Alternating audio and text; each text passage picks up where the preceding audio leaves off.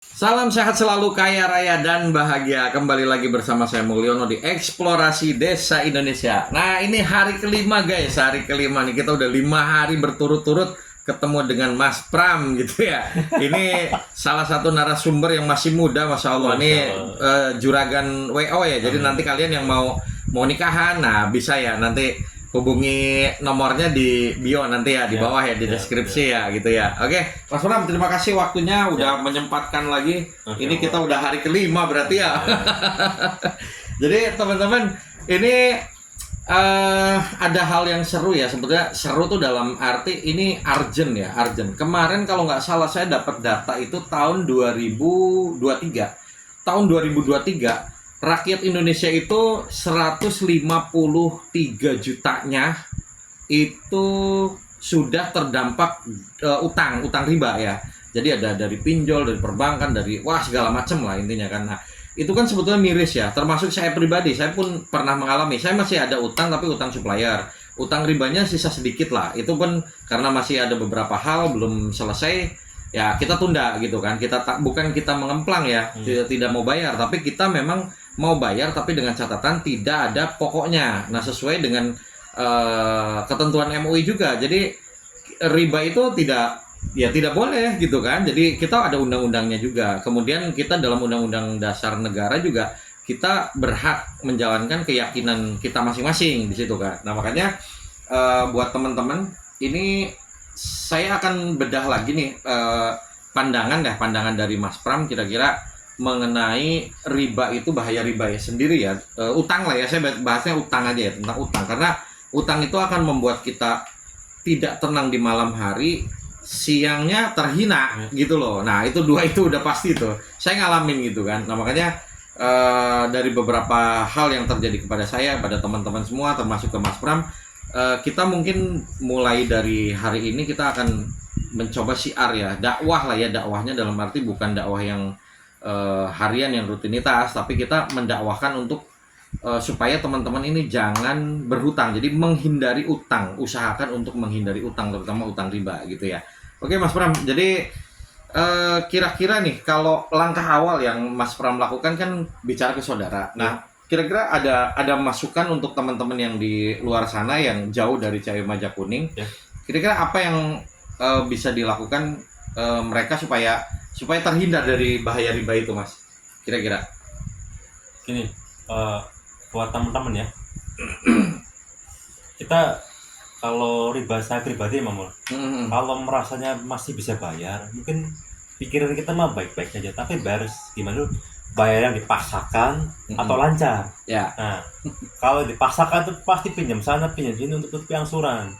Nah, ketika saya di posisi udah sekarat, udah nggak bisa apa-apa, nah saya baru merasa riba gini. Tapi kalau pada saat belum merasakan apa-apa, waduh, kalau ngomong riba tuh, terus kenapa kamu pinjam bank udah tahu riba? Nah, ini dampaknya setelah udah di posisi paling bawah, udah nggak bisa apa-ngapain. Ini hidayah kalau saya pribadi, Mamul. Nah, bencana ini jadi hidayah. Alhamdulillah. Setelah Allah kasih saya teguran soal riba, saya lebih rajin ibadah, Mamul. Alhamdulillah. Terusan mungkin soal rumah tangga juga lebih adem, tidak saling menyalahkan lagi. Banyak lah, Mamul, semua banyak perbaikan diri saya yang saya rasakan dalam rumah tangga saya pribadi, dengan silaturahmi dengan kakak saya, terutama Aibul, dan adik saya juga Dewi, istri saya Nurul. Semua saya juga kalau lihat podcast Pak Mul, saya mohon maaf. Nah, alhamdulillah tuh. Bersyukur tuh istrinya, Mbak Nurul. Dan alhamdulillah dengan Allah kasih teguran, saya cara menjadi lebih baik lagi, Pak Mul. Alhamdulillah. Oke. Semua lebih indah sekarang. Lebih indah ya, intinya gitu. Nah, oke. Jadi gini, saya perjelas sedikit ya. Tadi kan saya mempertanyakan bahwa buat teman-teman yang di luar sana yang merasa tidak punya bimbingan ya, tidak punya pembimbing, silakan bisa subscribe, nanti bisa komen lah, minimal komen aja dulu lah, nggak usah subscribe dulu, nggak apa-apa deh, udah. Tapi hilang nanti kalau nggak subscribe, videonya nyari lagi. Jadi dicek dulu, nanti ngobrol aja, saya dari mana, apa gitu kan, ceritakan aja. Jadi hutang itu, orang yang punya utang di Indonesia ini sekarang kan udah udah berarti sudah setengahnya loh. Itu data tahun 2023 itu setengahnya. Jadi setengah seluruh penduduk Indonesia itu punya utang. Berarti kebayang tuh 200 juta lebih, mungkin 250 juta lah ya. Itu setengahnya lebih malah. Berarti sekitar 60% punya utang, terutama utang riba. Jadi kayak teman-teman misal ada 10 orang nanya, kalian bertanya ke 10 orang. Nah, kalian ini yang punya utang siapa? Jawabannya tuh bukan 10 lagi tapi 11. 11 sama orang yang nanya gitu kan. Misal saya yang nanya, saya pun punya utang. Nah, makanya di sini itu buat teman-teman yang merasa sendiri, silakan bisa komen terus atau googling, cari komunitas, karena ketika kita ketemu komunitas itu energinya akan lebih cerah ya. Kita lebih punya energi besar supaya kita bisa mengatasi beberapa problem minimal yang itu yang mangkai main itu. Ya, jadi mindset, yang mindset kita, pola pikir kita. Jadi jangan sampai kita hanya merasanya tuh kita sendiri yang kita sendirian gitu kan. Padahal semua juga banyak utang, bahkan negara aja utang kan. Nah, gitu kan. Tapi kita nggak nyinggung negara lah, bahaya itu politik gitu ya.